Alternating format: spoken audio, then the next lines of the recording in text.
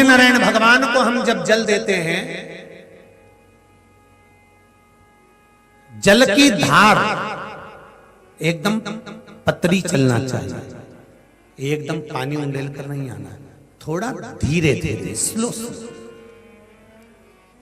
जिस माता के या किसी भाई के तन पर पूरे स्थान में अगर कहीं कैंसर की गांठ भी बता दी है, और अगर आप सूर्य नारायण भगवान को प्रातः के समय पर उसको देखकर जल में सूर्य की किरणों को देखकर जल छोड़ रहे हैं, सूर्य को अर्घ दे रहे हैं, और वो जल की धार आपके कैंसर वाली जगह पर या गांठ वाली जगह पर उस सूर्य की किरण पानी में से आपके उस स्थान पर पड़ रही है जहां पर गांठ है, तो आप 1 या 2 महीने तक लगातार जल चढ़ाएंगे, उसके बाद जाकर जांच कराइए, गांठ धीरे धीरे गलना प्रारंभ हो गई होगी। सूर्य के अर्घ में वो बल होता है।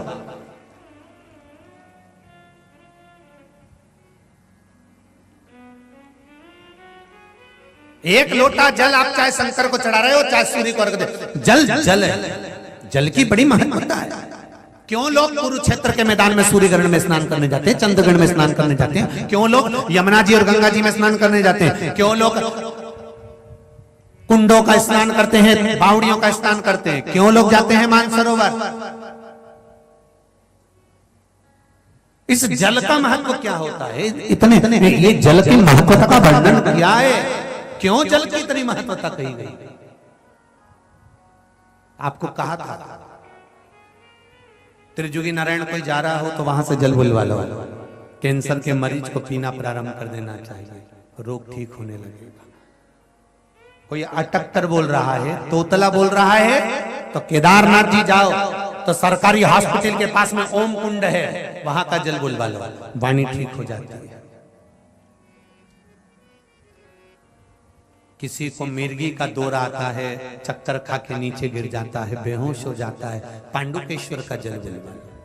कोई मदिरा का पान करता है, शराब का नशा नहीं छूट रहा, बहुत प्रयास कर लिया, तो शिवकोड़ी का जल बुलवा लो। हमारे भारत की भूमि पर ऐसे ऐसे कुंड हैं, ऐसी ऐसी बावड़ियां हैं जहां के जल का बड़ा महत्व है, उसके जल को पियो तो।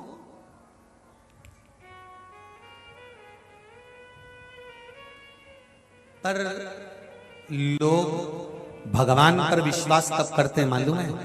जब डॉक्टर का पूरा इलाज करवा लेंगे और जब कहीं नहीं काम बनेगा तब भगवान के पास आएंगे। ये उसी में के हैं जैसे फटा नोट और खोटा सिक्का आरती की थाली में ही चढ़ता,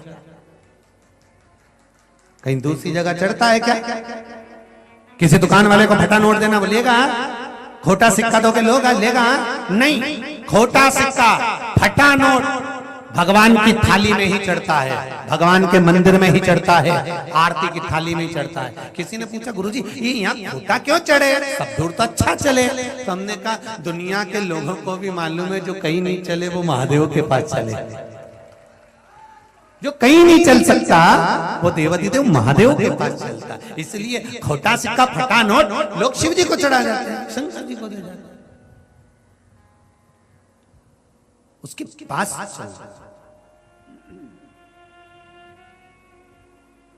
तुम तो पूरा मेडिकल लगा लो, डॉक्टर की सारी दवाई लो, सारी जांचें कराओ, उसके बाद में जब तुम थक जाओ, जब किसी से फिर नहीं बने, तब उस देव अधिदेव महादेव के पास जाओ और उसके पास बैठकर विश्वास के साथ एक लोटा पानी चढ़ाकर दिल से उसको कहकर आओ, फिर देखा जाएगा अब औषधि लगती है कि नहीं लगती है। बाद में विश्वास करना शंकर जी पे, पहले सब पे कर लो, तुम्हारी मर्जी पड़े जिस जहां तुम्हारा मन पड़ जाए वहां चले जाओ, सबके धो किया, फिर आखिरी में शिव जी के पास जाना, क्योंकि मनुष्य आखिरी में वहीं जाता है, फिर वहां से वापस भी नहीं आता। जो शंकर का हो गया फिर उसको कहीं जाने की जरूरत नहीं पड़ती, फिर शंकर जी कहते हैं अब तुझे भटकने नहीं दूंगा, बहुत भटक लिया। तुम खुद देखो ना, आखिरी में लोग शंकर जी के पास जाते हैं। शमशान कौन जीते जी जाता है? किसी का अगर वो तो कोई मरे नहीं तो लोग शमशान भी नहीं जाए, कौन जाएगा? आखिरी में गए शिव के पास, अंतिम तब पहुंचे। और महाराज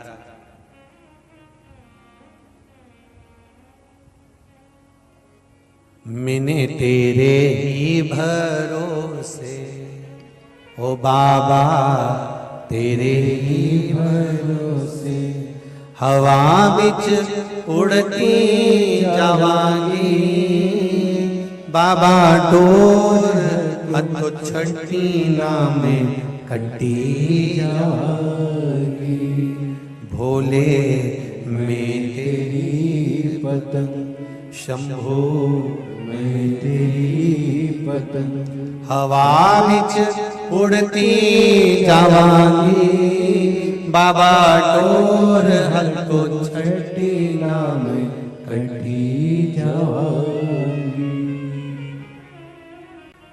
महाराज पीला चंदन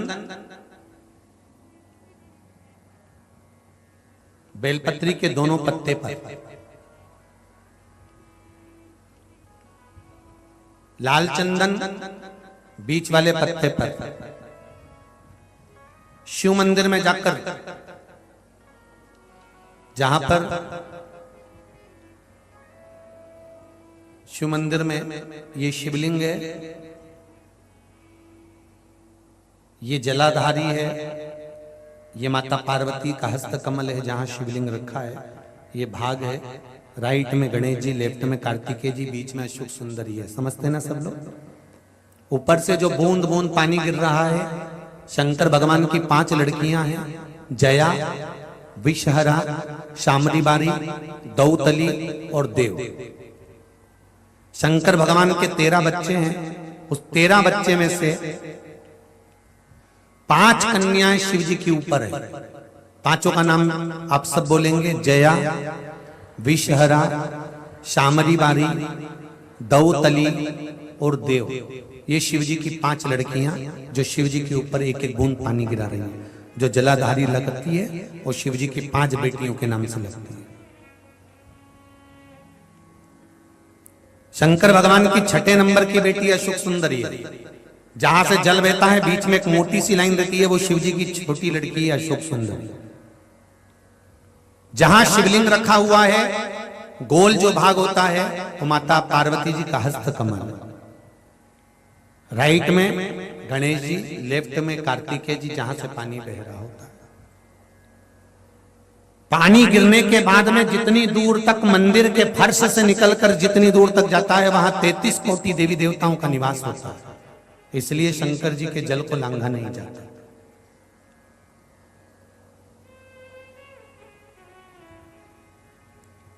नंदी से लेकर शंकर भगवान के शिवलिंग तक सोमसूत्र बनता है। क्या बनता है? सोमसूत्र। शिव जी का जहां नंदी होता है, इस नंदी से लेकर जहां शंकर भगवान का शिवलिंग रखा होता है, यहां एक सोने का तार,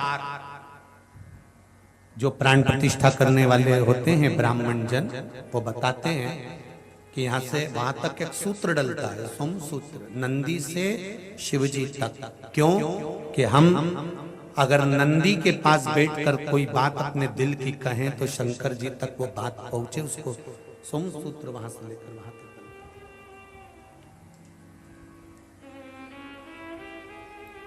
अब तो प्रतिष्ठा के समय पर सोने की वो तार डालते कि नहीं डालते वो पता नहीं, पर शिव मंदिर का नियम है, छोटा सा भी अगर शिव मंदिर बना रहे हो, बड़ा भी बना रहे हो, तो नंदी से लेकर शिवलिंग तक एक सूत्र डलना चाहिए, सोने का तार, वो भूमि के अंदर ही होना चाहिए।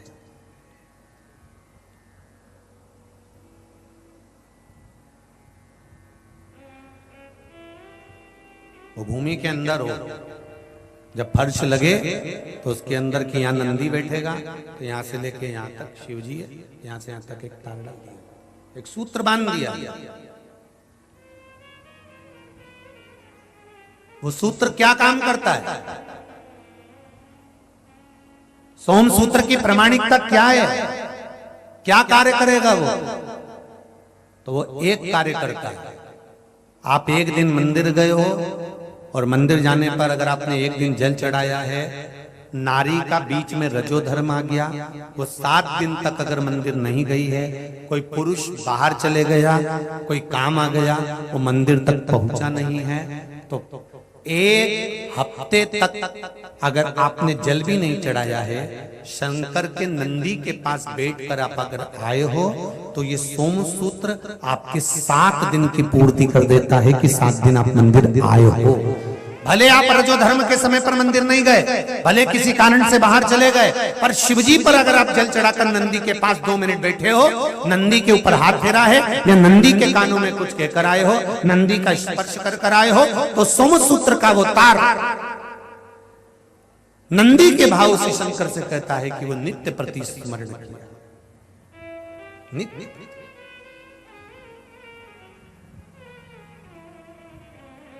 महाराज तो बेलपत्री, दोनों में पीला चंदन, बीच में लाल चंदन, और जो अशोक सुंदरी वाली जगह है, उस अशोक वाली सुंदरी वाली जगह पर डंडी का भाग जहां से पानी बहता है, वहां लाल चंदन का भाग नीचे की ओर शिवलिंग से टच करता हुआ लाल चंदन का भाग, और दोनों चंदन, पीले चंदन के भाग बेलपत्री के उस अशोक सुंदरी वाली जगह पर रखकर मन कामना से, शरीर में अगर कोई रोग हो गया जिससे चमड़ी सफेद पड़ रही हो, या काया कोई जगह जगह पर खाज हो गया, या कोई सोराइसिस जैसी बीमारी हो गई है, तो शिव जी पर उस जल को समर्पित कर कर उस बेलपत्री का जो पानी है वो लेकर आए, शरीर में उस स्थान पर लगाना प्रारंभ करें। धीरे धीरे लगभग 15 से 20 दिन तक अगर क्रम करा और श्री शिवाय नमस्तुभ्यम का जाप किया, ये निश्चित है काया अपने रूप में आना प्रारंभ हो जाती है, निश्चित। उच्चारण एक ही करना है आपको उस समय पर जल चढ़ाते समय, षडाक्षर मंत्र का उच्चारण। षडाक्षर मंत्र को सब बोलेंगे साथ में, चालू हो जाइए। ओम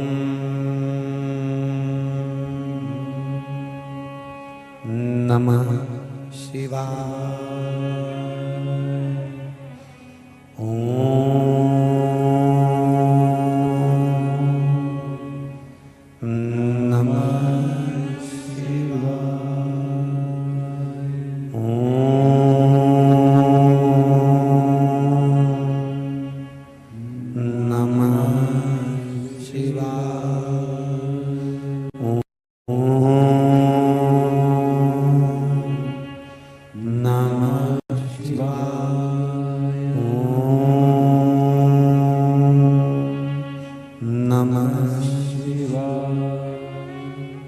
षडाक्षर मंत्र का जाप करेंगे। जल चढ़ाते समय तुरंत पलटे। मेरे शिव जी का नाम मेरे शंकर भगवान ने भगवान विष्णु को सत्यनारायण कहा है, इसलिए सत्यनारायण भगवान की कथा कहीं और से नहीं निकली है। सत्यनारायण भगवान की कथा स्कंद पुराण से निकली है।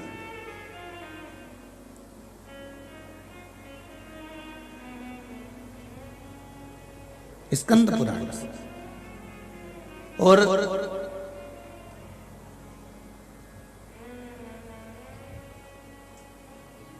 सत्यनारायण भगवान की कथा की मूलता प्रसाद से करी गई कि तुम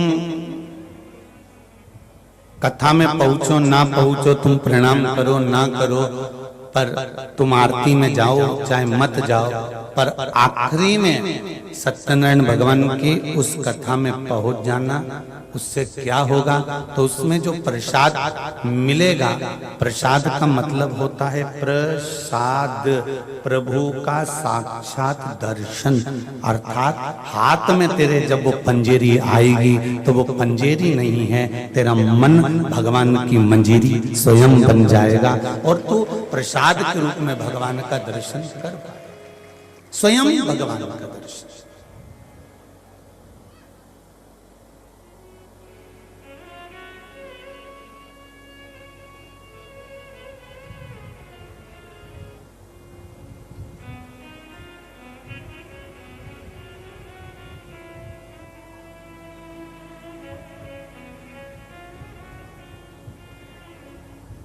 प्रभु का साक्षात दर्शन है सत्यनारायण भगवान का प्रसाद।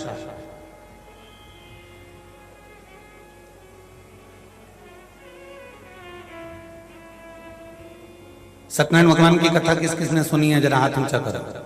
सबने सुनी है? रख लो। उस कथा में पहले अध्याय से लेकर 5 अध्याय तक एक बात बार बार लिखी गई। गरीब ब्राह्मण ने सत्यनारायण भगवान की कथा करवाई और उसका संकट मिटा। बोलो सही है कि गलत है? बोलते जाओ रे सागर वालों। और जितनी जिज्जी बैठी है वो भी सब आराम से बोलियो। फिर दूसरे में लक्कड़हारे ने सत्यनारायण भगवान की कथा करवाई। ब्राह्मण को देखकर उसकी भी लकड़ी की कीमत बढ़ गई, बाजार से सामान लाया, कथा करवाई। बोलो सही है? ठीक है। तीसरा, एक राजा के यहाँ संतान नहीं, उसने सत्यनारायण भगवान की कथा करवाई। एक सुंदर कन्या का जन्म हुआ। कन्या का नाम कलावती रखा क्योंकि भगवान की कला से पैदा हुई थी। सत्यनारायण भगवान की कथा को भूल गया, दुख पाया, भटकता रहा। फिर बाद में बाजार गया, दूसरे गांव गया, दुख भोगा। राजा की पत्नी ने सत्यनारायण भगवान की कथा करवाई। ठीक है। फिर अध्याय में आगे बढ़े तो राजा वापिस आ रहा था, उसकी परीक्षा सत्यनारायण भगवान ने ली। नाव में पत्ते भरे हुए हैं, लता पत्र भरा हुआ है, कहकर झूठ बोला। फिर पत्नी ने सत्यनारायण भगवान की कथा करवाई। फिर आखिरी में एक भील सत्यनारायण भगवान की कथा कर रहा था। राजा वहां पहुंचा, प्रणाम नहीं करा, प्रसाद नहीं लिया, वापिस चल गया, बर्बाद हो गया। फिर सत्यनारायण भगवान की कथा को प्रणाम करा। अब इन 5 अध्याय में आपने ये सुना कि ब्राह्मण ने सत्यनारायण भगवान की कथा करवाई, लक्कड़हारे ने सत्यनारायण भगवान की कथा करवाई।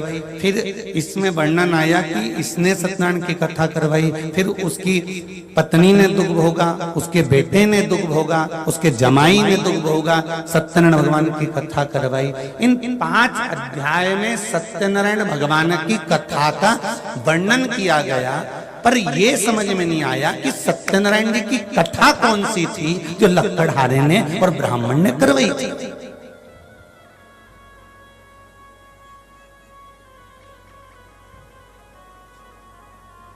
बोलो री जी हाँ। ब्राह्मण ने सत्यनारायण भगवान की कथा करवाई, लक्कड़हारे ने सत्यनारायण भगवान की कथा करवाई, कदली मेवा का भोग लगाया, पूजन। पर सत्यनारायण भगवान की कथा है कौन सी?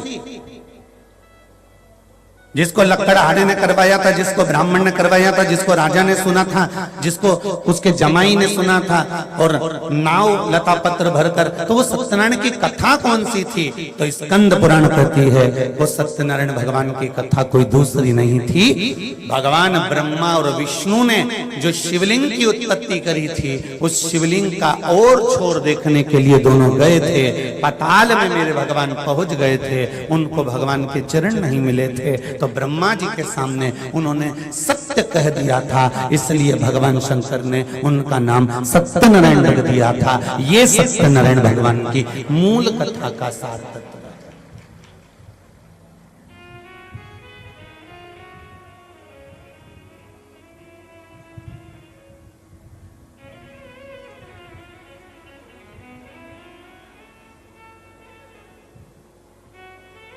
सत्य पर टिक जाना,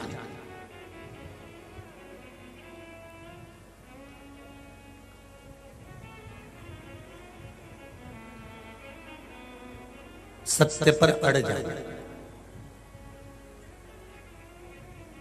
और उस सत्य के बल पर परमात्मा का दर्शन हो जाना, यही सत्यनारायण भगवान की कथा का फल है। हाथ में जब हम भगवान सत्यनारायण जी का प्रसाद लेते हैं तो उस प्रसाद को लेने का सार तत्व केवल इतना है कि हम भगवान नारायण जैसे सत्य नारायण बने हैं, उनका प्रसाद ग्रहण कर कर हम भी अपने जीवन में सत्य को उतारें। जब जीवन में सत्य आ जाएगा तो शिव मिल जाएगा, और शिव मिल गया तो जीवन सुंदर हो जाएगा। सत्यम शिवम,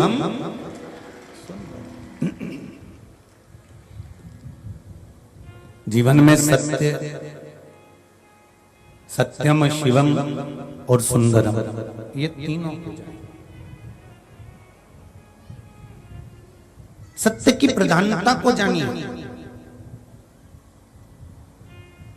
जैसे सत्यनारायण भगवान की कथा में पूरे समय ना जाओ, पर आखिरी में जरूर जाना, और भी सरल भाषा में समझ जाओ कि आखिरी की महत्वता क्यों है।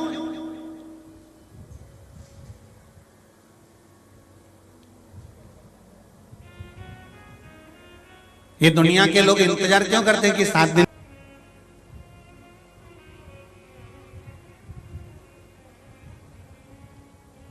बचपन खेल में खोया, जवानी नींद भर सोया, बुढ़ापा देख कर रोया, सिराने मौत हंस।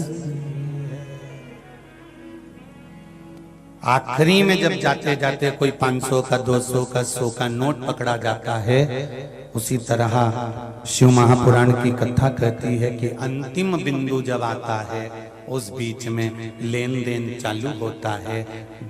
मौसा जी इनको देते हैं, और जिनके यहाँ गए हैं वो मौसा जी को या बीआई जी को देते हैं, या काका जी को या बुआ जी को देते हैं। फूफा जी बुआ जी जाते जाते छोटे छोटे छोरा छोरी को देते हैं। उसी तरह अंतिम समय में तुम परमात्मा को दोगे राम नाम, कृष्ण नाम, शिव नाम, तो अंतिम समय में परमात्मा भी तुमको देगा वैकुंठ धाम या कैलाश धाम या गौलोक धाम। अंतिम समय में होता है।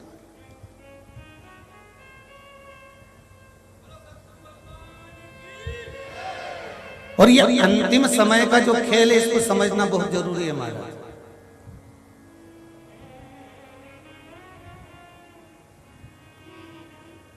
अंतिम समय का जो खेल होता है ना, ये बड़ा विचित्र है। तुमने दान करा, तुमने धर्म करा, तुमने पुण्य करा, तुमने सत्कर्म करा, तुमने स्मरण करा, ये जीवन का एक आनंद सुख है।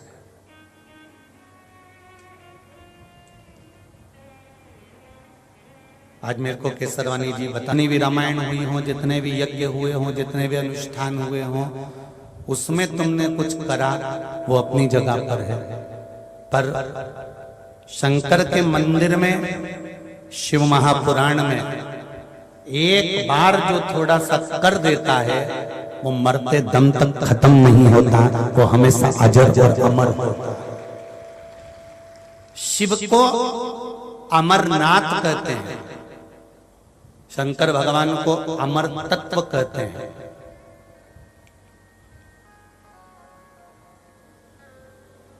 देवता समुद्र मंथन में निकले हुए अमृत को पीकर अमर हुए थे, और मेरे शंकर तो विष पीकर अमर हुए थे।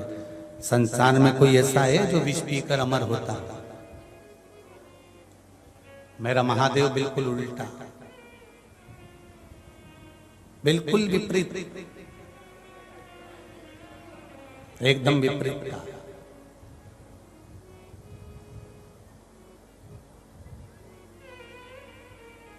ध्यान से सुनना, जितने दूसरे नंबर के पंडाल में बैठे हैं और जितने तीसरे नंबर के पंडाल में बैठे हैं, क्योंकि सामने वाले पंडाल वाले तो हमको दिख रहे हैं, पर साइड वाले तुम लोग जरा ध्यान से सुनना रहे। कोने में सट सट के बैठे हो, बहुत ध्यान से सुनिए। देवता अमृत पीकर अमर हुए हैं, पर दुनिया में कोई ऐसा नहीं होगा जो विष पीकर अमर होता होगा। उसमें भी केवल एक देव, अधिदेव, महादेव ऐसे हैं जो विष पीकर अमर होते हैं। और अमृत पीने वालों का कोई नाम नहीं लेता, पर विष पीने वाले को आज भी लोग नीलकंठ महादेव के नाम से पहचानते। आज भी नीलकंठेश्वर महादेव के नाम से दुनिया के लोग पहचानते हैं, क्योंकि इसने विष पिया। माँ बाप की मिली हुई प्रॉपर्टी पर, माँ बाप के मिले हुए धन पर, माता पिता के मिली हुई संपदा पर तो दुनिया ऐश कर लेती है साहब, दुनिया ऐश करती है। पर जिसके पास में ना माँ बाप ने धन दिया हो, ना प्रॉपर्टी दी हो, ना सत्ता दी हो, छोटी सी काम कर कर, छोटा सा काम करते करते करते करते करते करते करते करते जब वो उन्नति की सीढ़ी पर चढ़ता है, इसी को कहते हैं नीलकंठेश्वर महादेव। इसी को कहते हैं, इसी को नीलकंठेश्वर महादेव कहते हैं। जो कर्म से पीछे नहीं हटा, अपने कर्म में लगा रहा, काम करते करते करते करते छोटे से काम को भी करता करता करता। ये जरूरी नहीं है कि आप बहुत बड़ा काम करें, आप छोटे से काम को भी करते करते करते करते जब उन्नति की सीढ़ी पर बढ़ जाएं, उन्नति की सीढ़ी पर चढ़ जाएं, तब समझ लेना कि आप कोई दूसरे नहीं हैं। पिता माता, जो माता पिता ने ढेर सारी संपदा दी, जिसके पास में ढेरों प्रॉपर्टी थी, ढेरों जमीन थी, ढेरों जायदाद थी, उन्होंने अपने बच्चों को दे दिया, बच्चों ने उसको पालन पोषण कर कर चार चांद लगाए, ये अपनी जगह पर है। पर जिन माता पिता के पास में कुछ भी नहीं था, उन्होंने अपने बच्चे को केवल एक चीज दी है, विद्या रूपी धन दिया, और विद्या का धन देकर कहा कि तू अच्छी पढ़ाई कर ले, अच्छी विद्वत्ता धारण कर ले, तू अच्छा पढ़ ले। एक माता पिता और एक स्कूल का शिक्षक, टीचर, ये दोनों बड़े गजब होते हैं। माता पिता भी अपने बच्चों से कहते हैं पढ़ाई कर लो, जिंदगी बन जाएगी, और शिक्षक भी कहते हैं पढ़ाई कर लो, जिंदगी बन जाएगी। पर जब हम छोटे रहते हैं ना, तो हमें माँ बाप के शब्द भी अच्छे नहीं लगते, और जम के बोलो टीचर के शब्द भी अच्छे नहीं लगते। पर जब हम स्कूल कॉलेज से निकल जाते हैं, और जब हमारी जिंदगी की लाइफ को हम आगे बढ़ा रहे होते हैं, तब हमारे माँ बाप के शब्द और हमारे टीचर के शब्द हमें बार बार याद आते हैं। वो कहते थे थोड़ा पढ़ ले तो अच्छा बन जाएगा, थोड़ा पढ़ ले तो जिंदगी बन जाएगी। पर हमने उनको हल्के में लिया।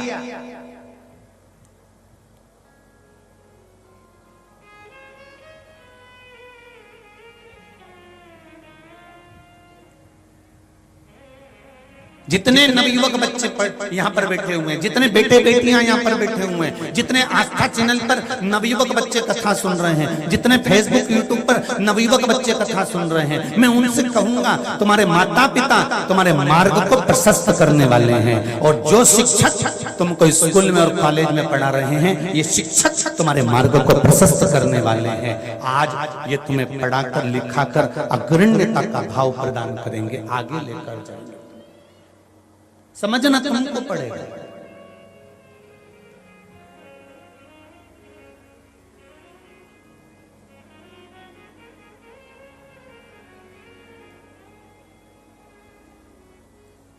अमृत पीने के बाद तो लोग भले कह दें कि इसने अमृत पिया है, यह अमर हो गया है, पर विष पीने के बाद अगर कोई अमर हो रहा है तो ये देवाधिदेव महादेव खर्च करा।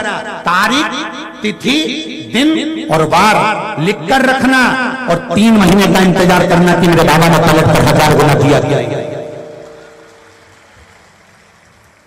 जब वो चोर को कुबेर बना सकता है मेरा देवाधिदेव महादेव। शंकर जी के मंदिर में चोर चोरी करने गया था, तन का कपड़ा उतार कर त्रिशूल में लपेट कर आग लगाकर उजाला कर कर देख रहा था चोरी का सामान।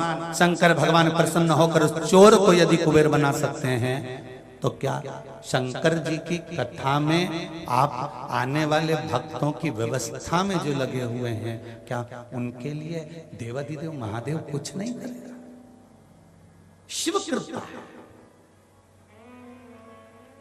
शंकर की उदारता। मैं तो बाबा भोलेनाथ जी से यही प्रार्थना करता हूं हर पल, महादेव कोई एक खेल रचा दो, महादेव कोई एक खेल रचा दो, सारी दुनिया को शिव भक्त बना दो। एक काम, स्मरण शंकर का गुणगान ही हमारा एक सहारा।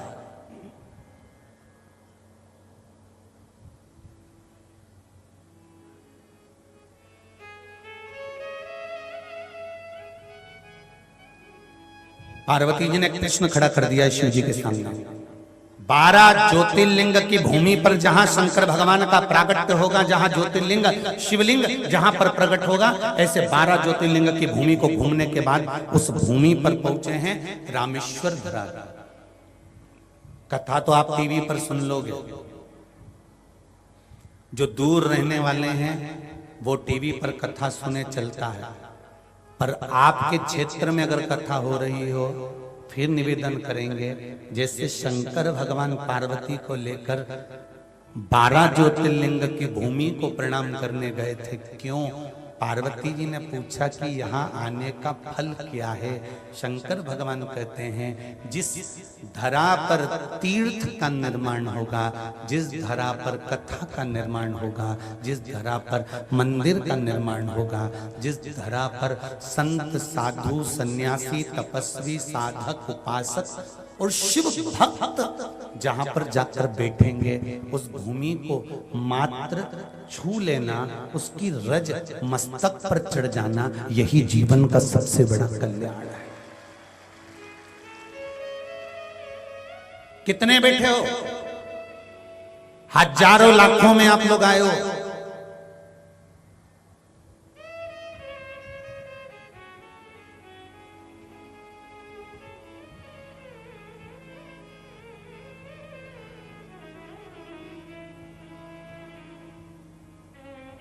एक टेंट की एक डूम की कैपेसिटी, कल केसरवानी जी बता रहे थे कि 70,000 आदमी की एक डूम की कैपेसिटी है, तो 2 और 3 अब उससे अंदाजा लगा।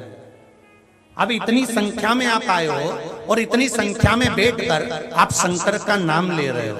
प्रत्येक व्यक्ति एक साथ में एक जगह बैठकर श्री शिवाय नमस्तुभ्यम या नमः शिवाय या पंचाक्षर मंत्र या षडाक्षर मंत्र ओम नमः शिवाय, इतने सारे भक्त एक साथ शंकर का नाम लेते हैं। लेने के बाद जब वो चलते हैं, चलकर उनके पांवों की धूल जब उड़ती है, सिर पर चढ़ती है, तो कितना भी पापी से पापी भी जीव होगा वो भी परमात्मा का भक्त बन जाता है।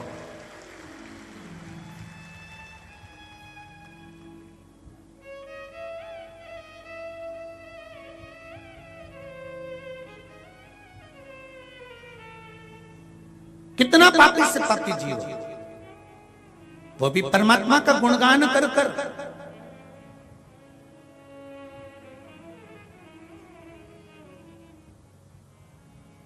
इस पंडाल के अंतर्गत से जब तुम निकल कर जाओ, अरे भगवान कृष्ण की कथा भागवत किस किसने सुनी है? जरा हाथ उठाओ तो।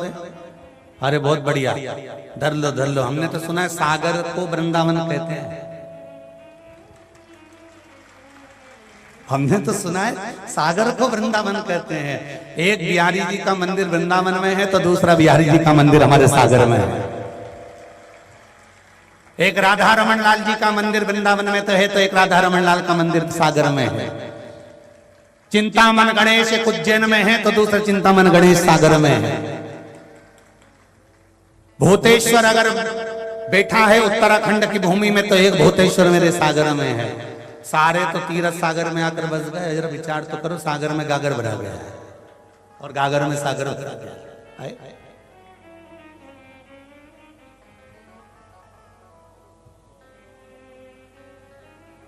भागवत जी आपने सुनी है? तो उस भागवत जी में आपने एक प्रसंग सुना होगा कि भगवान कृष्ण गैया चराने चले। बोलो सही है? गौएं चराने के लिए भगवान कृष्ण चले। अब एक भजन गाते हो आप लोग, आगे आगे गैया पीछे पीछे बीच में मदन गोपाल। आगे गिद्धराज जटायु का अंतिम संस्कार किया था ना, तो कई लोगों ने राम जी को अपशब्द कह दिया था, बताओ खुद के पिताजी का तो अंतिम संस्कार करानी ने दूसरे को आग लगाते फिर रहा। इनके पिता राम राम कहकर प्राण त्यागते रहे, राम राम कहकर प्राण छोड़ते रहे, और अपने पिता का अंतिम संस्कार करने के लिए राम जी नहीं गए। और यहाँ जटायु का, पक्षी का अंतिम संस्कार कर रहा है। दुनिया के लोग कहने में पीछे नहीं हटेंगे, ताने देने वाले ताने देने में पीछे नहीं हटेंगे, उंगली उठाने वाले उंगली उठाने में पीछे नहीं हटेंगे। तुम एक काम करना, राम शिव की भक्ति से पीछे नहीं हटे, तुम भी शंकर की भक्ति से पीछे नहीं। वो अपना काम करें, अपन को अपना काम करना है। कई लोग कहेंगे क्या मिलेगा शंकर के मंदिर जाने से, कई लोग कहेंगे लोटा भर के पानी चढ़ाने से क्या मिलता है, बेलपत्री चढ़ाने से क्या मिलता है, शहद लगाने से क्या मिलता है, जल चढ़ाने से क्या मिलता है। दुनिया के लोग शब्द पर शब्द कहेंगे, आप शब्द पर शब्द कहेंगे, पर तुम्हारी भक्ति अगर दृढ़ है तो उसका फल जरूर मिलेगा।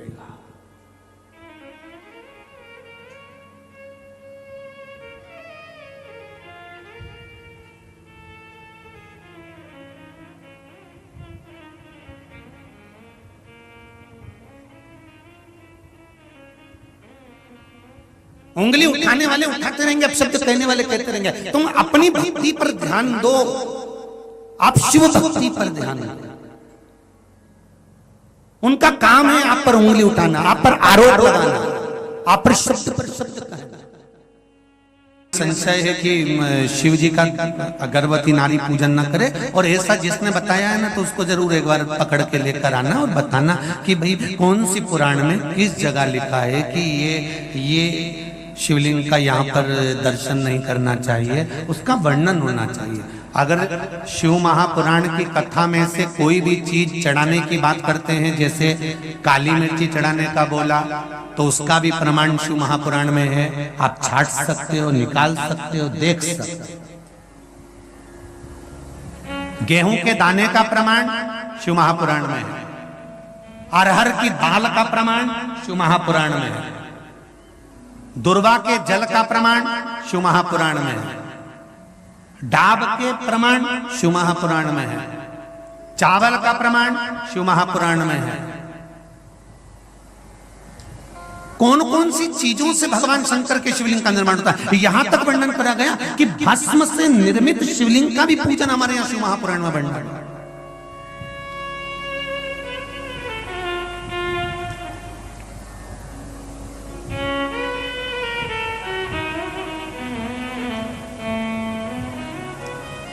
आप शंकर की आराधना में जितनी भी चीजें व्यासपीठ से अगर श्रवण करते हैं तो उसका स्मरण आपको रहना चाहिए, उसका स्मरण रहना चाहिए।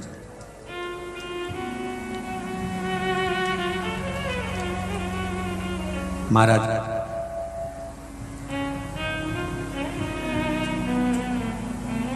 गर्भवती नारी भी शंकर भगवान के मंदिर में जाकर उसका स्पर्श शिवलिंग का कर सकती है, किसी को रोक नहीं है। उसका फल क्या मिलता है वो भी स्मरण कर लीजिए। घोषमा को बेटा हुआ, सुधर्म ने कहा कि इस बेटे को तुम सुदेहा को दे दो, उसकी संतान नहीं है।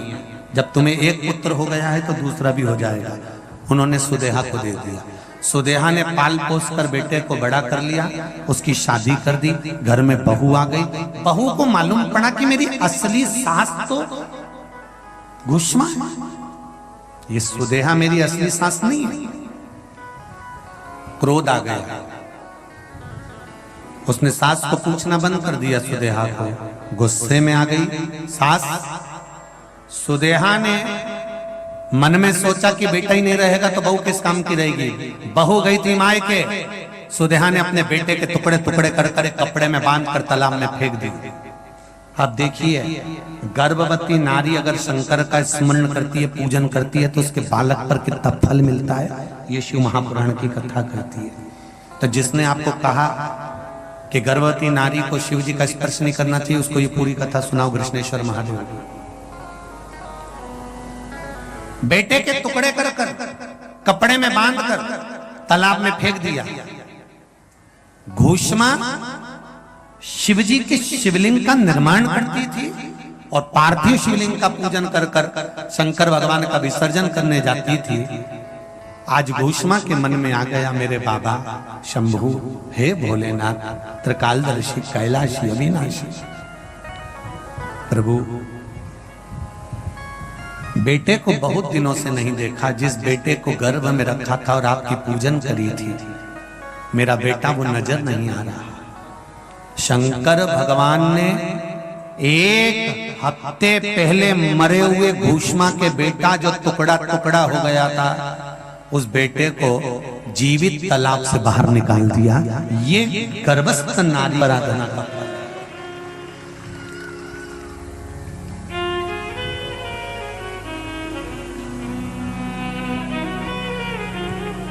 फिर कहेंगे शक्कर रात को खाओ तो भी मीठी लगेगी, दिन में खाओ तो भी मीठी लगेगी। शिव नाम, शिव महापुराण की कथा आपकी मर्जी पड़े तब श्रवण करो। शंकर के मंदिर में जब तुम्हारा मन पड़े तब जाओ।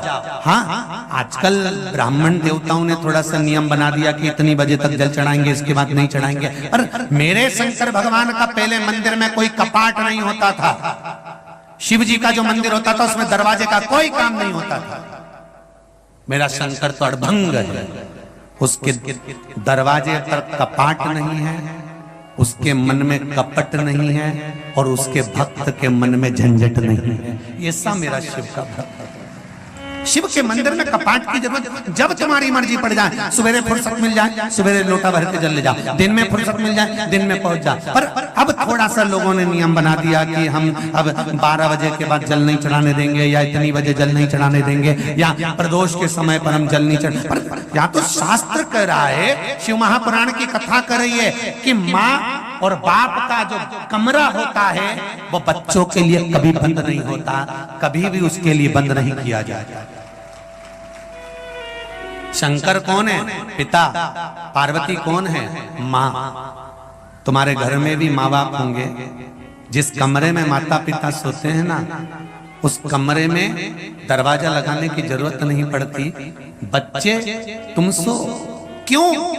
क्योंकि जब छोटे बच्चे को जरूरत पड़ती है अपने माता पिता की, तो माँ और बाप को दौड़कर जाना पड़ता है। इसलिए माता पिता को दरवाजे की जरूरत नहीं पड़ती। अवस्था जब माता पिता की ढलती चली जाती है, ढलती चली जाती है, ढलती चली जाती है, तो वो कमरे में नहीं हॉल में जाकर सोना पसंद करते हैं, सबके भीतर रहना, सबके बीच में रहना पसंद करते हैं। उसी तरह मेरा देवाधिदेव महादेव है, मेरा शिव है, मेरा शंकर है, उसको कपाट की जरूरत नहीं है।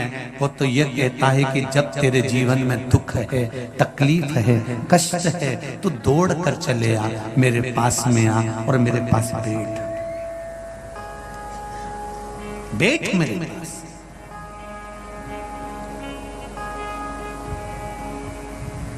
जीवन का सुख प्राप्त हो, जीवन का आनंद प्राप्त हो, और वो सुख साधारण नहीं हो सकता।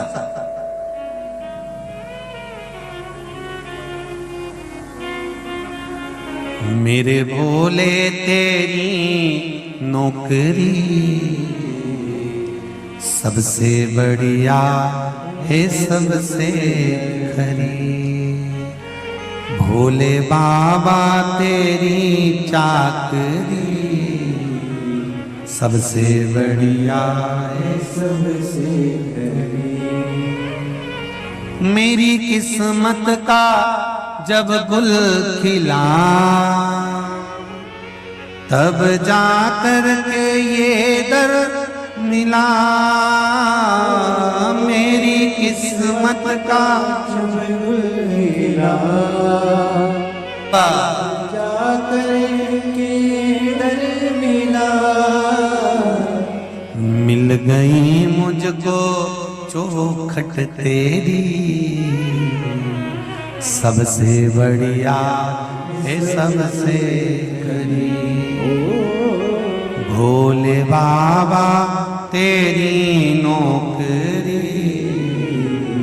सबसे बढ़िया है, सबसे करी। माता पार्वती का नाम अर्पणा रखा। अर्पणा रखने का कारण केवल इतना है कि उनको पत्ते खाना पड़ा।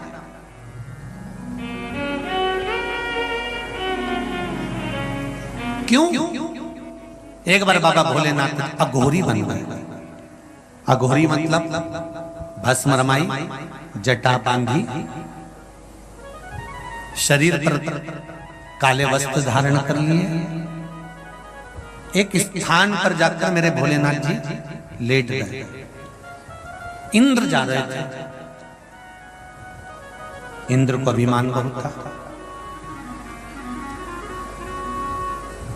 और इंद्र का अभिमान इतना बढ़ चुका था कि इंद्र किसी को पूछ नहीं रहा था।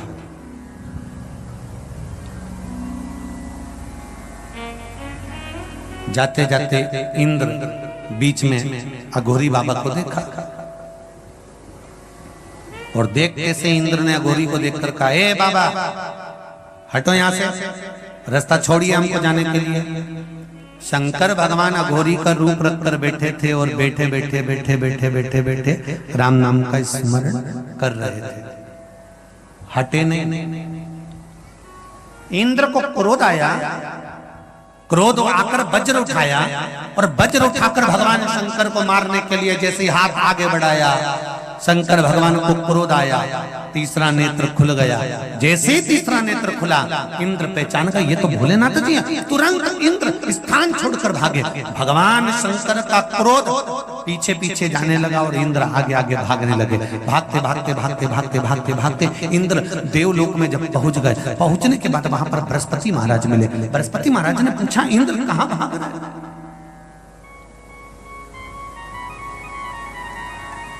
तुम कहां भाग रहे हो इंद्र? इंद्र कहते हैं बृहस्पति महाराज से, महाराज गुरुदेव शंकर भगवान का क्रोध आ रहा है और वो क्रोध मुझे मार देगा। बृहस्पति महाराज ने आकर भगवान शंकर के क्रोध को रोका, रोक कर कहा, प्रभु ये इंद्र है, थोड़ा सा अहंकार आ गया था, आप इसको क्षमा कर दीजिए। शिव जी ने क्षमा करा। इस क्रोध का मैं क्या करूं ये बता, इस क्रोध को मैं क्या करूं? बृहस्पति महाराज ने कहा, इस क्रोध को मैं समुद्र में फेंक देता हूं।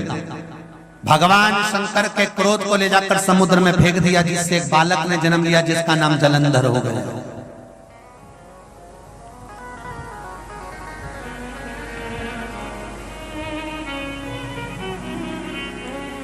जलंधर की धर्म पत्नी हुई वृंदा, जो भगवान की भक्ति में डूबी रहती थी।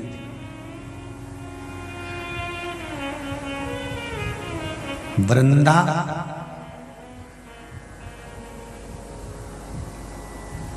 नारायण की भक्ति करती थी,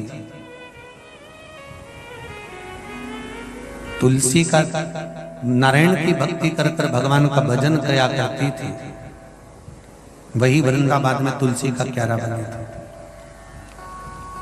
एक बार वृंदा बैठी हुई थी, उसका सात्वित्व भगवान विष्णु ने डिगा दिया था। शंकर भगवान ने जलंधर को मार दिया था। वृंदा रोती रोती बोली थी कि हे भोलेनाथ, मेरी तप साधना इतनी प्रबल रही है कि मेरे अपने पति के प्राणों को मैं बचा कर रखी हूं। जितने भी पुरुष, जितने भी भाई इस पावन शिव महापुराण कथा को आस्था चैनल पर सुन रहे हो, चाहे फेसबुक पर सुन रहे हो, यूट्यूब पर सुन रहे हो, चाहे पंडाल में सुन रहे हो, एक निवेदन है, कभी इस अक्कड़ में अपनी जिंदगी को मत जीना कि तुम सब कुछ कर रहे हो। तुम नहीं, तुम्हारे साथ में जो तुम्हारी अर्धांगिनी है, तुम्हारी धर्म पत्नी है, ये जो व्रत करती है, साधना करती है, तप करती है, दान करती है, पुण्य करती है, कुछ घर में रहकर धर्म पत्नी जो भगवान को दिया लगाती है, पूजन करती है, शिव की आराधना करती है, शंकर का अनुमोदन करती है, किसी ना किसी रूप में व्रत साधना तप करती रहती है, उसका फल पति को जरूर मिलता रहता है और वो बचकर चलता रहता है। ये धर्म पत्नी के पुण्य का फल है। पार्वती खुद देखेगी, मैंने भगवान विष्णु की तप साधना करी है, उसके सुख का भाग्य आपको प्रदान करते हैं। साधारण नहीं होती है हमारी। मैंने भगवान विष्णु की तप साधना करिए, मैंने नारायण की तप साधना करी है, और आपने मेरे पति के प्राण ले लिए। तप साधना किसको कहते हैं? उस तप साधना का बल पार्वती खुद देखेगी। पत्तियां खाकर अपने प्राणों को रखकर आपकी आराधना करे, और वो बल देखो, पार्वती का एक नाम अर्पणा पड़ गया। शिवलिंग बनाना, पूजन करना, बेलपत्र समर्पित करना, उसको धारण करना, ये माता पार्वती जी ने हमको सिखाया है कि हमें रोग से मुक्ति कैसे पाना है, हमें लक्ष्मी की प्राप्ति कैसे करना है, हमें वैभव की प्राप्ति कैसे करना है, हमें धन सत्ता कैसे प्राप्त करना है। शंकर भगवान के आराधना कर कर हम अपने जीवन का कौन सा ऐसा कार्य जो नहीं कर सकते सब पूर्ण कर देते हैं।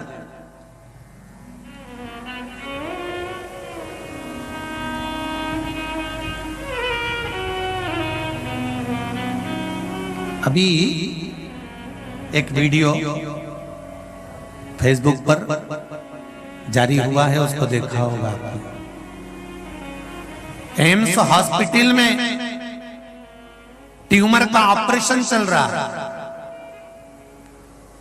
और डॉक्टर ऑपरेशन करने वाला उस व्यक्ति से कह रहा है कि आज हम आपका जो ऑपरेशन करेंगे उसमें आपको बेहोश नहीं करेंगे, आप हनुमान चालीसा का पाठ पढ़ो, महामृत्युंजय मंत्र को याद करो, और हम ऑपरेशन करते जाएंगे। मुझे विश्वास है इस ऑपरेशन के बाद लोगों का विवेक काम करना ठप कर देता है, और जब मंत्र का नाद करते रहोगे, ऑपरेशन पूर्ण होगा तो आपका स्थिर मन रहेगा, और ये चित्त मेरा महादेव समान रहेगा। आप भी सर्च करना, पढ़ना, उसको देखना। हनुमान चालीसा का पाठ, जिसका ऑपरेशन हो रहा था वो भी पढ़ रहा था, और महामृत्युंजय का पाठ भी बीच बीच में कर रहा था। अकाल मृत्यु वो मरे जो काम करे चंडाल का, काल उसका क्या बिगाड़े जो भक्त हो महाकाल का। जो शिव का उपासक होता है उसका काल क्या बिगाड़ सकता है?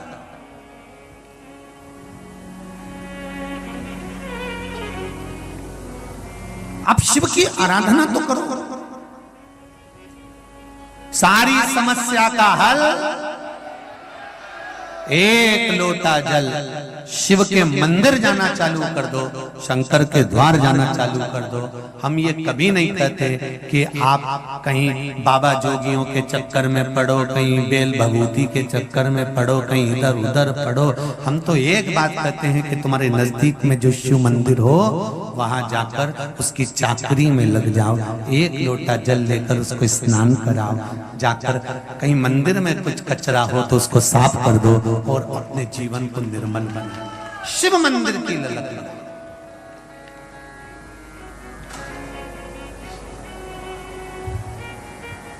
आज सुबह भूतेश्वर मंदिर की टीम है मोहन भैया, वो मंजीरे और डमरू और ढोल लेके आई थी। बड़ा सुंदर बच्चे लोग, जैसे उज्जैन महाकाल में आरती में जो ढोल बजता है और मंजीरे और डमरू बजते हैं, ऐसे वो बच्चे बजा रहे थे। उसको देखकर इतनी प्रसन्नता हुई, इतनी प्रसन्नता हुई कि बाबा देवाधिदेव महादेव की कृपा सागर वालों पर तो है। एक दिल की बात कहना चाहते हैं कि जब वो बच्चे झूम कर अपनी मस्ती में नगाड़े बजा रहे थे और मंजीरा बजा रहे थे और डमरू बजा रहे थे, तो जितने लोग वहां खड़े थे उनका भी हृदय नाच रहा था। बोलो सही है कि गलत?